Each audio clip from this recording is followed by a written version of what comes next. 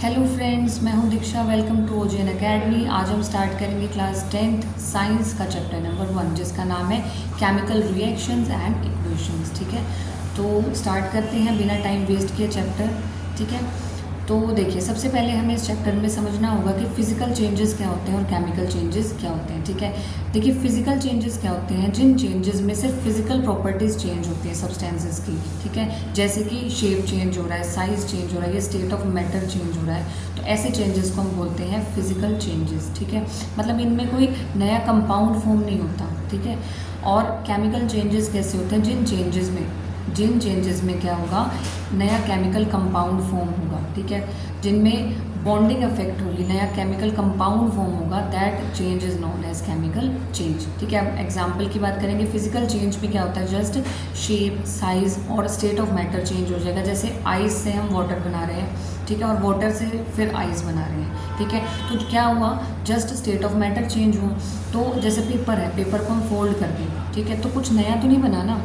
तो ऐसे जो चेंजेस होते हैं जिसमें कुछ नया कंपाउंड नहीं फॉर्म हो रहा, जस्ट उसी को क्या किया, मोल्ड कर दिया। जैसे पेपर को मोल्ड कर दिया, या स्टेट ऑफ मैटर चेंज हमने कर दी, तो इस तरह के चेंजेस को हम फिजिकल चेंज बोलते हैं। और जिन जिन चेंजेस में नया केमिकल कंपाउंड फॉर्म होता है, उस चेंजेस को हम बोलते हैं केमिकल चेंजेस। ठीक है, आई होप समझ में आ गया होगा फिजिकल चेंज और केमिकल चेंज। केमिकल चेंज में जो है कोई नया कंपाउंड फॉर्म होगा। ठीक है, कोई नया कंपाउंड फॉर्म होगा। और फिजिकल चेंज में just shape, size, state of matter, ये चेंजेस होंगे। ठीक है, उसके बाद देखिए, उसके बाद आता है केमिकल रिएक्शन क्या होती है। ठीक है, केमिकल रिएक्शन क्या होती है, देखिए आपको सब कुछ प्रोवाइड किया जाएगा। पहले मैं जस्ट आपको चैप्टर का एक ओवरव्यू दे रही हूँ, बेसिक समझा रही हूँ। ठीक है, उसके बाद विद नोट्स जो है आपको पूरा चैप्टर जो है कवर कराया जाएगा।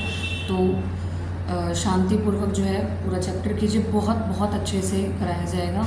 इसमें आपका डेफिनेशंस, आपको कैसे लिखना है पेपर में, सब जो है वो आपका इस एक वीडियो में कवर कराया जाएगा और कम टाइम में कवर कराया जाएगा। ठीक है, तो बात आती है केमिकल रिएक्शन क्या होती है। अब देखिए केमिकल रिएक्शन क्या होती है, जिस रिएक्शन में केमिकल चेंजेस इन्वॉल्व हो, that is known as chemical reaction.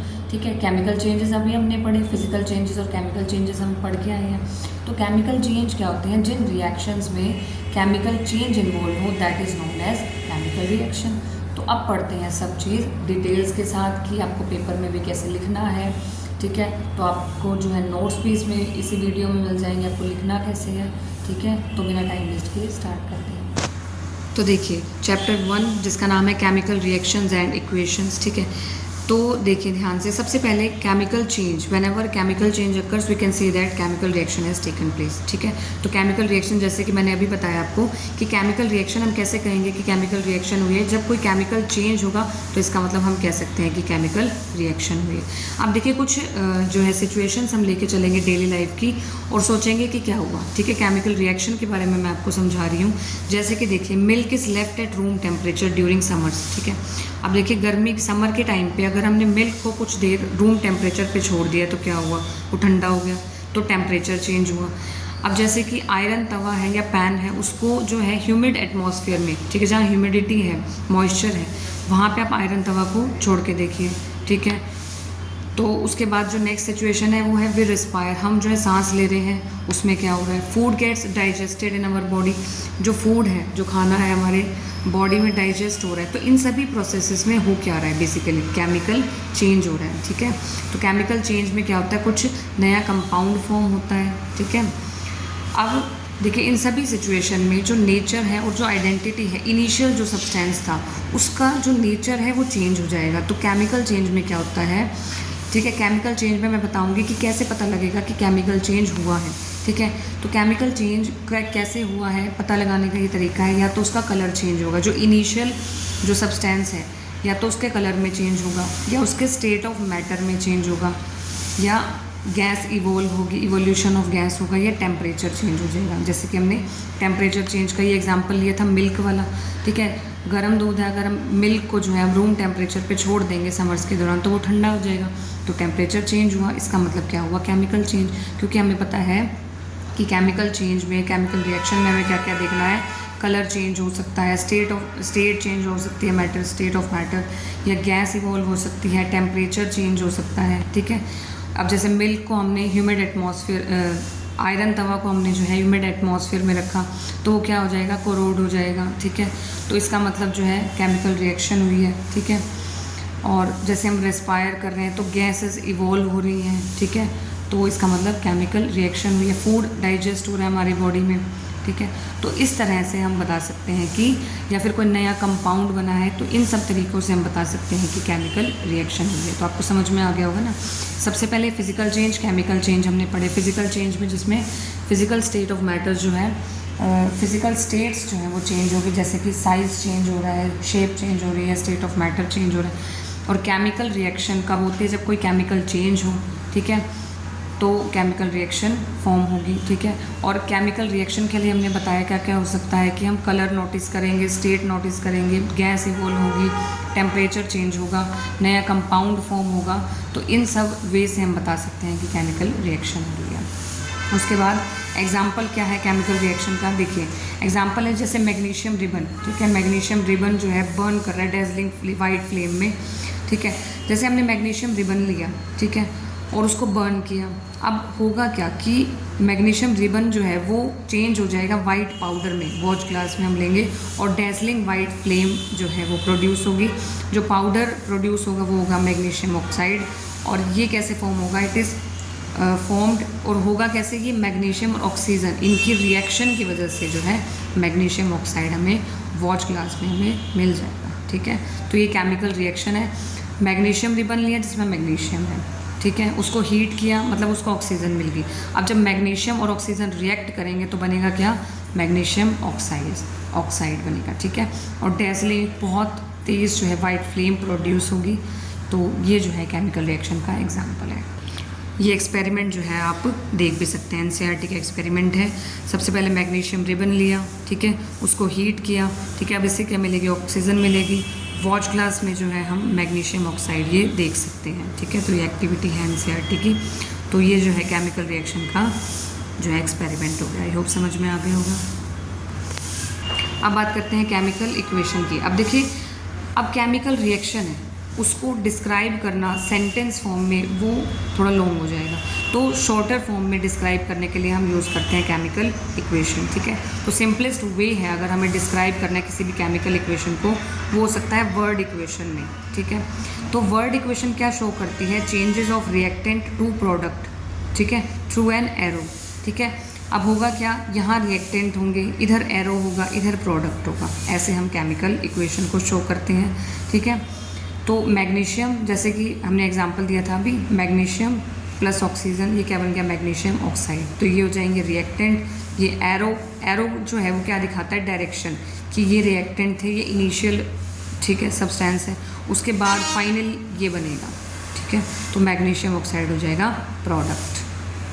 अब केमिकल इक्वेशन को जो है हम और कंसाइज और यूज़फुल फॉर्म में दिखा सकते हैं अगर हम उनके केमिकल फार्मूला यूज़ करें। वर्ड्स की जगह अब हम फार्मूला पे आ जाएंगे। पहले हमने वर्ड्स की बात की ना, जैसे हमने मैग्नीशियम लिखा, पूरा ऑक्सीजन लिखा, फिर मैग्नीशियम ऑक्साइड लिखा। लेकिन केमिकल इक्वेशन और कंसाइज फॉर्म में आ सकती है, यूज़फुल फॉर्म में, अगर हम केमिकल फार्मूला यूज़ करें वर्ड्स की जगह। जैसे मैग्नीशियम की जगह Mg यूज़ किया, ऑक्सीजन की जगह O2 यूज़ किया, मैग्नीशियम ऑक्साइड की जगह 2MgO यूज़ किया।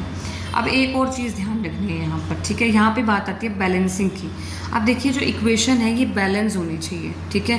क्यों होनी चाहिए, क्योंकि law of conservation of mass क्या कहता है कि जो मास है वो बिफोर द रिएक्शन और आफ्टर द रिएक्शन वो सेम रहना चाहिए, ठीक है। जो मास रिएक्टेंट साइड पे है और जो मास प्रोडक्ट साइड पे है वो इक्वल होना चाहिए, ठीक है। तो अब मास को बैलेंस करने के लिए हम क्या करते हैं, नंबर ऑफ एटम्स को बैलेंस करते हैं, ठीक है। तो एक चीज़ इसमें ध्यान रखने केमिकल इक्वेशंस में कि जो नंबर ऑफ एटम्स हम लेंगे, जैसे Mg अगर 2Mg यहाँ पे है तो 2Mg he after the reaction होना चाहिए। मतलब रिएक्टेंट साइड पे और प्रोडक्ट साइड पे अगर 2Mg हैं तो 2 ही Mg रिएक्टेंट पे होंगे और 2 ही Mg प्रोडक्ट में होंगे, ठीक है। ऐसे 2 ऑक्सीजन अगर रिएक्टेंट में तो 2 ही ऑक्सीजन प्रोडक्ट में होगी। तो देखो 2Mg है, यहाँ भी 2Mg है, प्लस O2 है, 2 है ऑक्सीजन के एटम, यहाँ भी O2 है, तो ये बैलेंस है।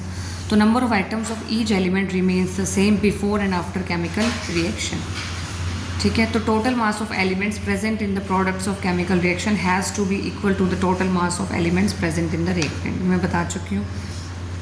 अब देखिए, hence we have to balance a chemical equation always. तो हमेशा जो है केमिकल इक्वेशन बैलेंस रहेगी। तो इसके लिए जो क्लास 9 में हमने वैलेंसी पढ़ी है तो वो सबको पता होनी चाहिए कि कितनी वैलेंसी है, ठीक है। अब देखिए जैसे एग्जांपल दे रहे हैं हम बैलेंसिंग का, जैसे Zn + H2SO4 है तो ये क्या बन जाएगा ZnSO4 + H2। अब देखिए रिएक्टेंट साइड पे Zn कितने हैं 1 है, 1 मॉलिक्यूल, यहाँ पे भी कितना है 1 मॉलिक्यूल, ठीक है। तो H2SO4 H2 कितना है H2 है, यहाँ भी H2 है हाइड्रोजन, SO4 यहाँ भी SO4। अब जैसे 3Fe + 4H2O तो ये क्या बन जाएगा Fe3O4 + 4H2। अब देखिए यहाँ Fe कितने हैं 3 हैं, ठीक है, Fe एटम्स 3 हैं, यहाँ भी Fe एटम्स 3 हैं, ऑक्सीजन 4 है, यहाँ भी ऑक्सीजन 4 है। H जो हाइड्रोजन है यहाँ कितने हैं 4 2 8, यहाँ भी कितने हैं 4 2 8, ठीक है। अब देखिए अभी तक हमने बात की, सबसे पहले हम केमिकल रिएक्शन को लेके चले वर्ड इक्वेशन की फॉर्म में, ठीक है। सबसे पहले हम वर्ड इक्वेशन की फॉर्म में लेके चले, फिर हमने केमिकल फॉर्मूला में रिप्रेजेंट किया। अब देखिए अगर हमें केमिकल इक्वेशन को और इन्फॉर्मेटिव बनाना है तो हम क्या करेंगे, फिजिकल स्टेट्स को भी मेंशन करेंगे। Physical states of reactants and products are mentioned along with their chemical formula, ठीक है। तो अब हम जो है फिजिकल स्टेट्स भी शो करेंगे। कैसे, देखिए gaseous, liquid, aqueous, solid states को अब हम जो है उनके नोटेशन से शो करेंगे। जैसे गैसियस स्टेट को अगर हमें दिखाना है तो हम G से दिखाएंगे, लिक्विड स्टेट को हमें दिखाना है तो हम L से दिखाएंगे, एक्वस स्टेट को दिखाना है तो AQ एक्वस फॉर्म में दिखाएंगे, सॉलिड स्टेट को दिखाना है तो S से दिखाएंगे। सॉलिड का S लिया, गैस का G, लिक्विड का L और एक्वस का AQ, ठीक है। अब और ज़्यादा इन्फॉर्मेटिव बनाना है हमें केमिकल रिएक्शंस को, ठीक है। जैसे हमने ये रिएक्शन ली थी 3Fe + 4H2O, Fe3O4 + 4H2। अब हमें इनकी जो है स्टेट्स भी बतानी है कि स्टेट्स कैसी है रिएक्टेंट की और प्रोडक्ट की। जैसे Fe लिया वो हमने सॉलिड फॉर्म में लिया तो S लगा दिया ब्रैकेट में, H2 जो है गैसेस फॉर्म में स्टीम फॉर्म में ले रहे हैं तो ये G लगा दिया, Fe3O4 ये सॉलिड स्टेट में है तो ये S लगा दिया, 4H2 ये गैसियस फॉर्म में तो हमने G लगा दिया। समटाइम्स द रिएक्शंस कंडीशंस, अब ये तो हो गया यहाँ तक। अब क्या होता है कि हम रिएक्शन कंडीशन को भी शो करते हैं, जैसे कि टेम्परेचर भी शो करेंगे, प्रेशर भी शो करेंगे, कैटलिस्ट भी शो करेंगे रिएक्शंस में, वो इंडिकेट करेंगे एरो में, एरो के ऊपर या फिर एरो के नीचे। जैसे कि देखो CO यानी कि कार्बन मोनोऑक्साइड गैसियस फॉर्म में लिया, + 2H2 गैसियस फॉर्म में लिया। अब यहाँ पे अगर हमें शो करना है टेम्परेचर, टेम्परेचर कितना है 348 एटमॉस्फेरिक प्रेशर, ठीक है, 340 ATM यानी कि एटमॉस्फेरिक प्रेशर, ये क्या बन गया CH3OH लिक्विड स्टेट में। नेक्स्ट है 6CO2 एक्वस फॉर्म में, + 12H2O लिक्विड फॉर्म में, ठीक है। रिएक्शन कंडीशन क्या है हमारे पास, सनलाइट की प्रेजेंस में हो रही है, क्लोरोफिल की प्रेजेंस पे ये रिएक्शन हो रही है तो ये क्या बन जाएगा C6H12O6 एक्वस फॉर्म में, + 6O2 + 6H2O, ये क्या बन गया ग्लूकोज, ठीक है। तो यहाँ हमने जो है स्टेट्स भी शो करी हैं और रिएक्शन कंडीशंस भी शो करी हैं। तो अब जो रिएक्शन है वो कंप्लीट होनी शुरू हुई। सबसे पहले हमने रिएक्शन को वर्ड इक्वेशन की फॉर्म में लिखा, ठीक है, जैसे ये है देखो वर्ड इक्वेशन की फॉर्म में। उसके बाद हमने रिएक्शन को जो है उसके बाद केमिकल फार्मूला की हमने टर्म्स में लिखा, फिर उसके बाद जो है हमने कंप्लीट उसको बैलेंस किया, बैलेंस करना सीखा। बैलेंस करने के बाद हमने क्या किया, उसमें सॉलिड, लिक्विड, गैस ये स्टेट्स ऑफ मैटर शो की, उसके बाद रिएक्शन कंडीशंस हमने इसमें शो की। आई होप यहाँ तक आपको अच्छे से समझ आ गया होगा। और यहाँ पे बताया हुआ है केमिकल रिएक्शंस क्या होती हैं। Chemical reactions involve breaking and making of bonds between atoms to produce new substances. तो केमिकल रिएक्शंस क्या होते हैं, जिसमें जो बॉन्ड्स हैं वो ब्रेक हो रहे होते हैं और बन रहे होते हैं, नए बॉन्ड्स बन के जो है नए सब्सटेंसेस फॉर्म होते हैं, इनको बोलते हैं केमिकल रिएक्शंस। अब बात करेंगे types of chemical reactions. Chemical reactions के टाइप के बारे में बात करेंगे। पहली होती है कॉम्बिनेशन रिएक्शन, ठीक है। सबसे पहले बात करेंगे कॉम्बिनेशन रिएक्शन के बारे में। तो कॉम्बिनेशन रिएक्शन क्या होते हैं, देखो जिस रिएक्शन में सिंगल प्रोडक्ट फॉर्म होगा, ठीक है, किससे, जब 2 या 2 से ज़्यादा रिएक्टेंट कंबाइन करेंगे और एक सिंगल प्रोडक्ट फॉर्म करेंगे, ऐसे रिएक्शंस को हम बोलते हैं कॉम्बिनेशन रिएक्शन, ठीक है। कॉम्बिनेशन रिएक्शंस जैसे कि एग्जांपल है CaO क्विक लाइम है + H2O, ठीक है, ये क्या बना देगा CaOH2 स्लेट लाइम बना देगा प्लस हीट इवॉल्व होगी इस रिएक्शन में। तो इस तरह की रिएक्शन जब 2 रिएक्टेंट कंबाइन करके एक सिंगल प्रोडक्ट बना रहे हैं तो ये हो जाएगी कॉम्बिनेशन रिएक्शन। अब देखिए ये जो देखिए CaO यानी कि कैल्शियम ऑक्साइड है, इसको बोलते हैं क्विक लाइम, और ये CaOH2 ये क्या होता है, कैल्शियम हाइड्रोक्साइड, इसको बोलते हैं स्लेक्ड लाइम। ठीक है, याद रखना ये CaO होता है क्विक लाइम और CaOH2 होता है स्लेक्ड लाइम। अब ये देखिए ये जो कैल्शियम हाइड्रोक्साइड है जिसे हम स्लेक्ड लाइम बोलते हैं, ये क्या करता है, देखिए इसको हम यूज़ करते हैं, जो ये स्लेक लाइम है इसको हम वाइट वॉश के लिए यूज़ करते हैं। ठीक है, अब हमने क्या किया, इसको वाइट वॉश के लिए अप्लाई कर दिया वॉल्स पे। ठीक है, दीवार पे जो है हम वाइट वॉश अप्लाई करते हैं ना, तो वो ये होता है स्लेक लाइम यानी कि कैल्शियम हाइड्रोक्साइड। अब होता क्या है, ये जो CaOH2 कैल्शियम हाइड्रोक्साइड जब हम वाइट वॉश की तरह दीवारों पे जो है अप्लाई कर देते हैं, अब ये होता क्या है कि ये एयर में जो कार्बन डाइऑक्साइड है उससे रिएक्ट कर जाता है और ये क्या फॉर्म कर लेता है, CaCO3 कैल्शियम कार्बोनेट फॉर्म कर लेता है प्लस H2O ये फॉर्म करता है। ठीक है, अब ये जो कैल्शियम कार्बोनेट क्या होता है, ये कैल्शियम कार्बोनेट एक बहुत ही ये शाइनी सब्सटेंस होता है, बहुत ही शाइनी सब्सटेंस है कैल्शियम कार्बोनेट जो वॉल्स पे शाइन प्रोवाइड करता है। ठीक है, तो कैल्शियम कार्बोनेट क्या करेगा, जो वॉल्स पे शाइन प्रोवाइड करने का काम करेगा। ठीक है, तो ये रिएक्शन कैसे होगी, सबसे पहले कॉम्बिनेशन रिएक्शन देखिए हमने। सबसे पहले हमने क्विक लाइम लिया, कैल्शियम ऑक्साइड प्लस वाटर जो है इन्होंने रिएक्ट किया, कैल्शियम हाइड्रोक्साइड बन गया प्लस हीट। ये यूज़ होता है as white wash, white wash में यूज़ होता है वॉल्स पे। अब जब हमने वाइट वॉश अप्लाई कर दिया वॉल्स पे, उसके बाद एयर में जो कार्बन डाइऑक्साइड प्रेजेंट है, ये वाइट वॉश उससे रिएक्ट करके कैल्शियम कार्बोनेट और वाटर फॉर्म कर लेता है और ये कैल्शियम कार्बोनेट क्या होता है, शाइनी सब्सटेंस। ये एक्टिविटी देखिए NCERT से एक बार देख लेते हैं। तो कॉम्बिनेशन रिएक्शन की एक एक्टिविटी है। सबसे पहले हमने क्या लिया, कैल्शियम ऑक्साइड लिया, एक बीकर में हमने कैल्शियम ऑक्साइड लिया, उसमें वाटर ऐड करते गए। ठीक है, वाटर ऐड किया हमने तो उसमें जो है कैल्शियम ऑक्साइड फॉर्म होने लग गया। ठीक है, कैल्शियम हाइड्रोक्साइड फॉर्म होने लग गया, सॉरी कैल्शियम हाइड्रोक्साइड फॉर्म होने लग गया। तो हमने कैल्शियम ऑक्साइड लिया था, वाटर हमने ऐड किया तो कैल्शियम हाइड्रोक्साइड इसमें फॉर्म होगा और हीट जो है वो इवोल्व होगी। ठीक है, उसके बाद देखिए जैसे मैंने बताया ये जो स्लेक्ड लाइम है कैल्शियम हाइड्रोक्साइड है। ठीक है, ये जो है वाइट वॉश में यूज़ करते हैं। ठीक है, अब ये जो कैल्शियम हाइड्रोक्साइड है वो किसके साथ रिएक्ट करेगा, कार्बन डाइऑक्साइड के साथ। क्या फॉर्म करेगा, ये CaCO3 कैल्शियम कार्बोनेट जो कि शाइनी सब्सटेंस होता है। ये जो है शाइनी फिनिश प्रोवाइड करता है वॉल्स को। कार्बन डाइऑक्साइड जो एयर में प्रेजेंट होगी उससे रिएक्ट करेगा और वाटर रिलीज करेगा। उसके बाद देखिए रिएक्शन जिसमें हीट रिलीज़ होती है, जिसमें हीट निकलती है, ठीक है, वो होती है एक्सोथर्मिक रिएक्शंस। और जिसमें हीट एब्जॉर्ब होती है वो होती है एंडोथर्मिक रिएक्शंस। ठीक है, तो एक्सोथर्मिक का एग्जांपल जैसे हम ले सकते हैं बर्निंग ऑफ नेचुरल गैस। ठीक है, नेचुरल गैस यानी कि मीथेन होती है ना, CH4 को अगर हमने बर्न किया यानी कि ऑक्सीजन के साथ अगर रिएक्ट करती है 2O2, ठीक है, तो क्या फॉर्म होगी, ये CO2 + 2H2O। ठीक है, तो ये क्या है, एक्सोथर्मिक रिएक्शंस। एक्सोथर्मिक में हीट रिलीज़ होती है, निकलती है। फिर सेकेंड एग्जाम्पल है रेस्पिरेशन रिएक्शन। ठीक है, जैसे हम सांस लेते हैं, which we get energy from the food we eat. सबसे पहले जो है हमने फूड जो है वो लिया अपने अंदर, अब डाइजेशन प्रोसेस होगा, फूड जो है वो टूटेगा, food is broken down into simpler substances. तो जो कार्बोहाइड्रेट्स जो थे फूड में अब वो ब्रेक हो जाएंगे किसमें, ग्लूकोज में, सबसे पहले ग्लूकोज की फॉर्म में। अब ये जो ग्लूकोज है वो ऑक्सीजन के साथ कंबाइन करके जो है एनर्जी प्रोवाइड करने का काम करता है, जैसे कि C6H12O6 ग्लूकोज है। ठीक है, जब देखिए हमने फूड कंज्यूम किया, ठीक है, तो जो फूड है सबसे पहले वो ग्लूकोज की फॉर्म में टूट गया। अब ये ऑक्सीजन के साथ रिएक्ट करके क्या बनाएगा, 6CO2 यानी कि कार्बन डाइऑक्साइड, वाटर और एनर्जी। तो एनर्जी यानी कि हीट रिलीज़ हो रही है, तो ये कैसी रिएक्शन है, एक्सोथर्मिक। और तीसरा जो एग्जांपल एक्सोथर्मिक का, जैसे decomposition of vegetable matter into compost. ठीक है, सेकेंड रिएक्शन है डीकम्पोजिशन रिएक्शन, ये बिल्कुल उल्टा है कॉम्बिनेशन का। तो जिन रिएक्शन में सिंगल रिएक्टेंट ब्रेक होता है वहाँ क्या कर रहे थे, कंबाइन, दो रिएक्टेंट कंबाइन करके एक सिंगल प्रोडक्ट दे रहे थे। यहाँ पे एक सिंगल रिएक्टेंट, ठीक है, ब्रेक डाउन यानी कि टूट के क्या देगा, सिंपलर प्रोडक्ट्स।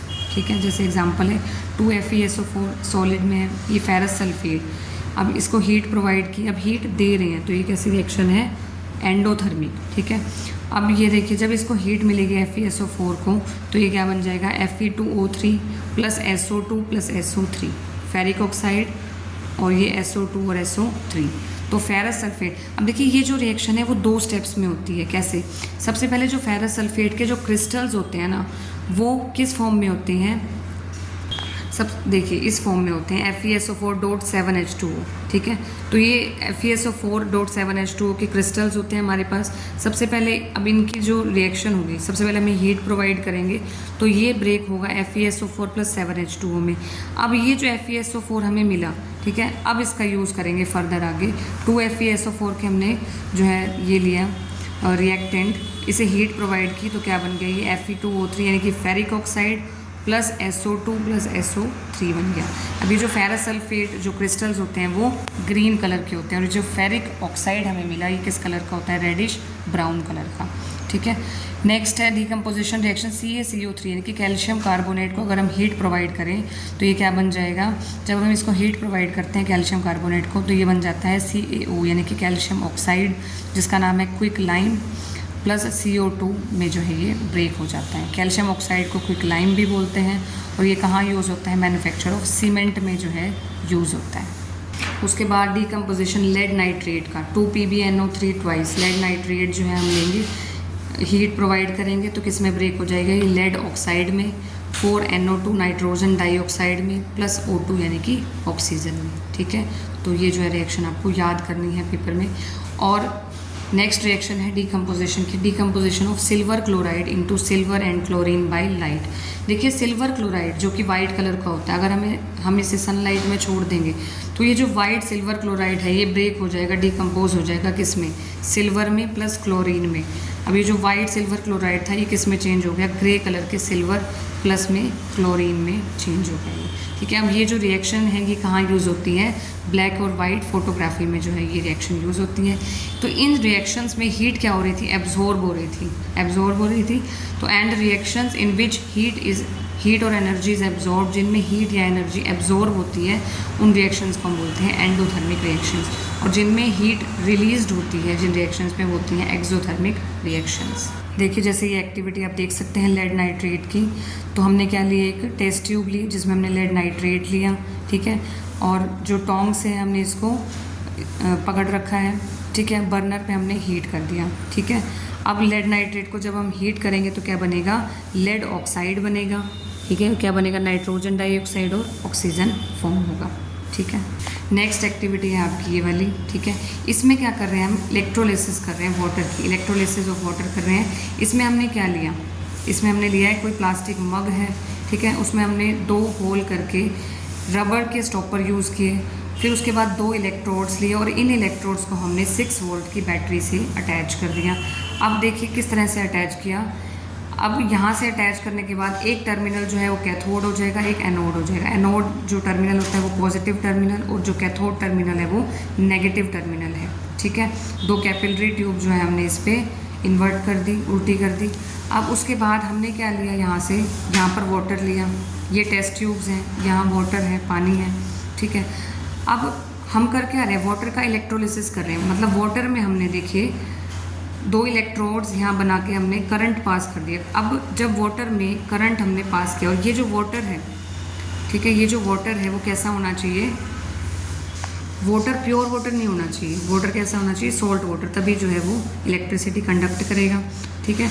तो यहाँ पे जब हमने इसको बैटरी से कनेक्ट किया, 2 इलेक्ट्रोड्स हैं, ये पॉजिटिव और ये नेगेटिव, ये एनोड है, ये कैथोड है, ठीक है। तो यहाँ से ये पॉजिटिव टर्मिनल है, ये नेगेटिव टर्मिनल है। तो अब हमने क्या किया, करंट पास किया वाटर में। तो करंट पास करने के बाद होगा क्या, ये जो वाटर है जब हमने इलेक्ट्रिक करंट पास किया तो ये ब्रेक हो जाएगा 2H2 प्लस O2 में, हाइड्रोजन अलग हो जाएगी और ऑक्सीजन अलग हो जाएगी, ठीक है। तो अब पता कैसे चलेगा कि कौन सी जो गैस है वो कहाँ पर आई, तो देखिए इसको याद करेंगे PaO से, PaO पाओ से, यानी कि पॉजिटिव, इसका मतलब होता है पॉजिटिव, ये एनोड यानी कि ऑक्सीजन। तो मतलब जो एनोड है, एनोड टर्मिनल पे तो जो है ऑक्सीजन गैस आ जाएगी हमारी, और कैथोड अब जो बच गया उस पर क्या आ जाएगी, हाइड्रोजन आ जाएगी। तो यहाँ ऑक्सीजन कलेक्ट होगी, यहाँ हमारे पास हाइड्रोजन आ गई। तो इस तरह से हमने डिकम्पोज कर दिया, वाटर का डिकम्पोजिशन कर दिया, इलेक्ट्रिक करंट पास करने पे हाइड्रोजन और ऑक्सीजन को अलग कर दिया। एनोड पे क्या आ गया हमारे पास, ऑक्सीजन आ गई, और कैथोड पे क्या आ गया हमारे पास, हाइड्रोजन आ गई। तो इस तरह से हमने वाटर का इलेक्ट्रोलाइसिस कर दिया। उसके बाद नेक्स्ट एक्टिविटी है ये, जिसमें हमने सिल्वर क्लोराइड लिया। सिल्वर क्लोराइड पे अगर हम सनलाइट पास करेंगे तो ये किस में चेंज हो जाएगा, सिल्वर और क्लोरीन में, ठीक है। ग्रे कलर का सिल्वर सिल्वर क्लोराइड किस कलर का है हमारे पास, तो वाइट सिल्वर क्लोराइड किस में चेंज हो जाएगा, ग्रे कलर के सिल्वर में, ठीक है। उसके बाद आती है हमारे पास डिस्प्लेसमेंट रिएक्शन। अब डिस्प्लेसमेंट रिएक्शन क्या होती है, it is a chemical process जहाँ पे क्या होता है, मोर रिएक्टिव एलिमेंट जो है डिस्प्लेस करेगा लेस रिएक्टिव एलिमेंट को। जो ज़्यादा रिएक्टिव होगा वो कम रिएक्टिव वाले को डिस्प्लेस कर देगा। एग्जाम्पल से समझ में आएगा ये, जैसे कि देखिए Fe + CuSO4, आयरन लिया, कॉपर सल्फेट लिया, ठीक है। कॉपर सल्फेट होता है ब्लू कलर का, तो ये क्या फॉर्म कर देगा, आयरन सल्फेट प्लस कॉपर, ठीक है। अब देखिए कॉपर ज़्यादा रिएक्टिव था, उसने क्या किया, Fe जो है आयरन जो है वो ज़्यादा रिएक्टिव है कॉपर से, आयरन ज़्यादा रिएक्टिव है कॉपर से, तो ये क्या करेगा, आयरन जो है कॉपर को डिस्प्लेस करके जो SO4 है उसको अपने पास बुला लेगा, यानी FeSO4 बन जाएगा प्लस Cu को अलग कर देगा, क्योंकि आयरन जो है वो ज़्यादा रिएक्टिव है। तो ज़्यादा रिएक्टिव जो है वो कम रिएक्टिव वाले को डिस्प्लेस कर देगा, यानी कि Fe आ जाएगा SO4 के पास और Cu अलग हो जाएगा। जैसे कि आप इस एक्टिविटी में देख भी सकते हैं, ठीक है। सबसे पहले हमने आयरन नेल ली, यहाँ कॉपर सल्फेट सॉल्यूशन लिया, ये स्टैंड है हमारे पास, ये थ्रेड है, इसे हमने जो है इसको अटैच किया है। अब फाइनली होगा क्या, ये देखिए जो आयरन नेल थी वो कैसे हो गई, यहाँ पे देखिए iron nail taken out from copper sulphate solution, ठीक है। और ये जो कॉपर सल्फेट सॉल्यूशन था जो कि ब्लू कलर का था, ये कैसे हो जाएगा, ये हो जाएगा ग्रीन कलर का। कॉपर सल्फेट सॉल्यूशन दिख नहीं रहा यहाँ पे, ये ग्रीन कलर का है, ठीक है। तो अदर एग्जांपल्स भी हैं डिस्प्लेसमेंट रिएक्शन के, जैसे कि Zn + CuSO4। अब Zn ज़्यादा रिएक्टिव है तो ये ZnSO4 + Cu बना लेगा। जैसे Pb + CuCl2, तो ये क्या बना लेगा, PbCl2 + Cu। जो जिंक और लेड है वो ज़्यादा रिएक्टिव है कॉपर से, तो ये डिस्प्लेस कर देंगे कॉपर को। नेक्स्ट है हमारी डबल डिस्प्लेसमेंट रिएक्शन। अब देखिए two compounds exchange their ions और elements to form two entirely new compounds. अब इसमें होगा क्या, दो कंपाउंड्स एक्सचेंज करेंगे अपने आयंस को, एक्सचेंज याद रखना है, डबल डिस्प्लेसमेंट में एक्सचेंज करेंगे अपने आयंस को frequently, resulting in the formation of, और बनेगा क्या, एक प्रेसिपिटेट। प्रेसिपिटेट होता है कोई इनसॉल्युबल जो घुलता नहीं है, ठीक है, इनसॉल्युबल सॉलिड फॉर्म कर लेगा, ठीक है, प्लस में अदर सब्सटेंस फॉर्म कर लेगा, ठीक है। जैसे कि any reaction that produces a precipitate, उसे प्रेसिपिटेशन रिएक्शन भी हम बोलते हैं, ठीक है। जैसे कि हम एग्जांपल ले रहे हैं Na2SO4, यानी कि सोडियम सल्फेट लिया हमने प्लस बेरियम क्लोराइड BaCl2 लिया, रिएक्शन कराई इनमें, तो क्या बनाएगा ये BaSO4, यानी कि बेरियम सल्फेट प्लस 2NaCl, यानी कि सोडियम क्लोराइड फॉर्म कर लिया इसने, ठीक है। तो एक्सचेंज कर लिए इन्होंने अपने आयंस। देखिए SO4 Na2 के पास था, इधर था, अब SO4 Ba के पास चला गया, BaSO4, और इसका जो क्लोरीन है वो Na के पास चला गया, यानी कि 2NaCl बन गया। तो एक्सचेंज हो गया, ये वाला जो है इसके पास चला गया, ये वाला जो है वो इसके पास चला गया, एक्सचेंज ऑफ आयंस हो गया, तो ये डबल डिस्प्लेसमेंट रिएक्शन, जैसे कि आप इस एक्टिविटी में देख भी सकते हैं, ठीक है। तो दो टेस्ट ट्यूब ली, एक में क्या है सॉल्यूशन ऑफ सोडियम सल्फेट, दूसरे में क्या है बेरियम क्लोराइड, उसके बाद जो फॉर्म होगा वो बेरियम सल्फेट और सोडियम क्लोराइड। उसके बाद आता है ऑक्सीडेशन और रिडक्शन, ठीक है। अब देखिए कोई सब्सटेंस अगर ऑक्सीजन गेन करता है या हाइड्रोजन लॉस करता है, तो रिएक्शन के दौरान अगर किसी भी सब्सटेंस ने ऑक्सीजन गेन कर ली या फिर हाइड्रोजन लूज़ कर ली, तो उसको बोलते हैं हम ऑक्सीडाइज, कि ये जो सब्सटेंस है ऑक्सीडाइज्ड हो गया। और अगर किसी सब्सटेंस ने ऑक्सीजन लूज़ करी और हाइड्रोजन गेन करी, अब ऑक्सीजन लूज़ कर रहा है, गेन हाइड्रोजन कर रहा है रिएक्शन के दौरान, तो हम बोलेंगे ये क्या हो गया, रिड्यूस्ड हो गया, ठीक है।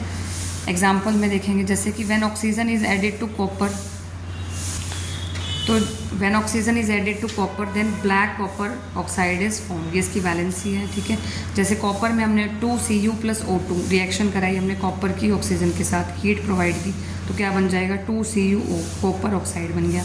If H2 gas is passed over CuO, अब देखिए अगर हमने कॉपर ऑक्साइड में H2 गैस पास कर दी, हाइड्रोजन गैस पास कर रहे हैं, तो ये जो ब्लैक कोटेड है, ब्लैक कोटिंग जो थी कॉपर ऑक्साइड पे, वो चेंज हो जाएगी, ब्राउन कलर का कॉपर फॉर्म हो जाएगा Cu + H2। अब देखिए Cu में जो कॉपर है इसमें ऑक्सीजन ऐड हो रही है, तो अगर गेन होती है ऑक्सीजन या हाइड्रोजन लूज होती है तो क्या होता है, ऑक्सीडेशन होता है, तो ये क्या हो गया ऑक्सीडेशन, और जो सब्सटेंस है वो ऑक्सीडाइज्ड हो जाता है, तो यहाँ हो गया ऑक्सीडेशन। और जब कोई सब्सटेंस ऑक्सीजन लूज़ करता है तो CuO + H2, तो इसमें क्या थी, ऑक्सीजन थी, अब इसने ऑक्सीजन लूज़ कर दी, यहाँ से ऑक्सीजन चली गई तो कॉपर रह गया, ये क्या हुआ, लूज़ ऑक्सीजन और गेन हाइड्रोजन, तो ये होता है रिडक्शन, तो यहाँ हो गया रिडक्शन, और ये जो सब्सटेंस है वो रिड्यूस्ड हो गया। जैसे कि आप इस एक्टिविटी में देख भी सकते हैं। ठीक है, ये चाइना डिश ली जिसमें कॉपर पाउडर है। ठीक है, ये वायर गेज है, ये ट्राइपॉड स्टैंड है और बर्नर है। ठीक है, तो यहाँ से हमने कॉपर पाउडर को जब हीट किया, कॉपर पाउडर को जब हीट करेंगे ऑक्सीजन मिल रही है इसको। ठीक है, तो ये क्या फॉर्म कर लेगा, कॉपर ऑक्साइड ब्लैक कलर का। ठीक है, जब इस कॉपर ऑक्साइड को फर्दर हम H2 गैस प्रोवाइड करेंगे, हीट करेंगे, तो ये क्या फॉर्म करेगा, वापस से जो ब्राउन कलर का कॉपर फॉर्म कर लेगा, कॉपर प्लस H2। तो ये क्या हो जाएगी, ये ऑक्सीडेशन थी, ये रिडक्शन थी, तो ऑक्सीडेशन रिडक्शन हो जाएगा। तो देखिए जैसे इसमें लिख भी रखा था, reaction in which one reactant gets oxidized while other gets reduced is called oxidation reduction reaction। ये complete oxidation reduction reaction है। CuO plus H2 heat provide की, बना क्या, Cu plus H2O, copper oxide plus hydrogen gas provide की हमने, heat जो है apply की इसमें, कॉपर और वाटर बन गया। तो यहाँ देखिए कॉपर ऑक्साइड ये क्या कर रहा है, ऑक्सीजन को लूज कर रहा है, ऑक्सीजन यहाँ से हट रहा है, तो ये हो जाएगी रिडक्शन। और H2 में ऑक्सीजन का गेन हो रहा है तो ऑक्सीडेशन, ऑक्सीजन गेन हो रहा है तो ऑक्सीडेशन, ऑक्सीजन लूज हो रहा है तो रिडक्शन। ठीक है, नेक्स्ट जो हमारा छोटा सा टॉपिक है कोरोजन और रेंसिडिटी। कोरोजन देखिए क्या होता है, जब कोई भी मेटल अटैक हो रहा है किसी भी सब्सटेंस से, जैसे कि मॉइस्चर से, एसिड से, ठीक है, अटैक होने के बाद ये क्या हो जाएगा, कोरोड हो जाएगा, ख़राब हो जाएगा, तो इस प्रोसेस को बोलते हैं कोरोजन। जैसे कि एग्जांपल है black coating on silver and green coating on copper are example of corrosion. ठीक है, जो सिल्वर है उस पर ब्लैक कोटिंग आ जाना, तो क्यों आती है, क्योंकि वो मॉइस्चर से, एसिड से, इन तरह के जो सब्सटेंसेस से रिएक्ट कर गई। और कॉपर जो है वो ग्रीन कलर का हो गया, तो ये किस वजह से होते हैं, कोरोजन की वजह से। ठीक है, और जो आयरन आर्टिकल्स हैं, अब देखिए स्पेशल अगर आयरन के केस में ये कोरोजन हो रहा है तो इसे हम क्या बोलते हैं, रस्टिंग ऑफ आयरन। आयरन के केस में हम बोल देते हैं रस्टिंग ऑफ आयरन। जैसे iron articles are shiny when new, जब नए होते हैं तो वो शाइनी से लगते हैं, लेकिन कुछ टाइम के बाद वो जो है but gets coated with reddish brown powder, कुछ टाइम के बाद वो रेडिश ब्राउन हो जाते हैं, तो इसे हम बोलते हैं रस्टिंग ऑफ आयरन। जब कोई मेटल, जैसे आयरन जो मेटल है अटैक हो गया किन सब्सटेंसेस से, मॉइस्चर से, एसिड से, तो वो ख़राब हो गया, तो इसे हम बोलेंगे रस्टिंग ऑफ आयरन। फिर है रेंसिडिटी। रेंसिडिटी क्या होती है, when fats and oils are oxidized. जब देखिए जो फूड्स हैं जिनमें फैट्स हैं, ऑयल्स हैं, अगर ये ऑक्सीजन के संपर्क में आ जाएं, ऑक्सीजन के कांटेक्ट में आ जाएं, तो ये ऑक्सीडाइज्ड हो जाते हैं, तो ये ख़राब हो जाएंगे, रेंसिड हो जाएंगे, उनमें स्मेल आने लग जाएगी, टेस्ट चेंज हो जाएगा, बहुत ही ख़राब से हो जाएंगे। ठीक है, तो अगर हमें इस जो प्रोसेस को बोलते हैं रेंसिडिटी बोलते हैं, कि जो फैट्स और ऑयल्स वाले फूड्स जो हैं जब ऑक्सीडाइज हो जाएंगे, ऑक्सीजन के कांटेक्ट में आ जाएंगे, तो रेंसिड हो जाएंगे, ख़राब हो जाएंगे, उनकी स्मेल चेंज हो जाएगी, टेस्ट चेंज हो जाएगा। तो इन सब्सटेंसेस को हमें प्रिवेंट कैसे करना है, तो हम प्रिवेंट करेंगे एंटीऑक्सीडेंट्स जो है इनमें अप्लाई करेंगे। तो जिन फूड्स में फैट्स हैं, ऑयल्स हैं, उनमें हम क्या ऐड करेंगे, एंटीऑक्सीडेंट्स। ठीक है, जो ऑक्सीजन से रिएक्ट नहीं करते। ठीक है, या तो एंटीऑक्सीडेंट्स ऐड कर दो, या फिर जो फूड है उनको एयर टाइट कंटेनर में रख दो ताकि एयर ही ना आ पाए, एयर में जो ऑक्सीजन है वो उन तक पहुंच नहीं पाएगी, और वो जो है उससे जो फूड है एयर से रिएक्ट नहीं करेगा, ऑक्सीजन से रिएक्ट नहीं करेगा, तो ऑक्सीडाइज नहीं होगा, रेंसिड नहीं होगा, तो जो ऑक्सीडेशन है वो स्लो हो जाएगी।